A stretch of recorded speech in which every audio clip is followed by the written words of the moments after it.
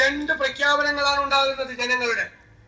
ഒന്ന്, ഈ ദുർഭരണത്തിന്റെ അന്ത്യം കുറിക്കുക. രണ്ട്, ഇത് മതേതര കേരളമാണ് എന്ന് നമ്മുടെ കേരളം രാജ്യത്തോട് ഉറക്കെ വിളിച്ചു പറയും. ഈ ദുർഭരണം അവസാനിക്കാൻ ഇനി ദിവസങ്ങൾ മാത്രം.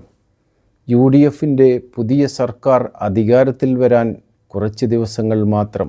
അത് കഴിഞ്ഞാൽ ഒരു വർഗീയവാദിയും കേരളത്തിൽ തലപൊക്കില്ല.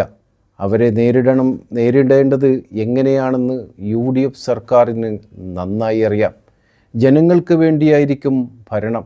അഴിമതിയില്ലാതെ, സ്വജനപക്ഷപാതമില്ലാതെ, കൃത്യമായി ജനങ്ങൾക്ക് നൽകേണ്ട ആനുകൂല്യങ്ങൾ നൽകിക്കൊണ്ടും പെൻഷനും മറ്റു പദ്ധതികളും കൃത്യമായി നടപ്പിലാക്കിക്കൊണ്ടും എല്ലാവരെയും ചേർത്ത് പിടിച്ച് മുന്നോട്ട് പോകുന്ന ഒരു ഭരണമായിരിക്കും വരാൻ പോകുന്നത്. അതിനായി നമുക്ക് UDFനെ വിജയിപ്പിക്കണം. നമ്മുടെ ഓരോരുത്തരുടെയും മണ്ഡലത്തിലെ UDF സ്ഥാനാർത്ഥികൾക്ക് വേണ്ടി നമുക്ക് വോട്ട് ചെയ്യാം, അവർക്ക് വേണ്ടി പ്രവർത്തിക്കാം.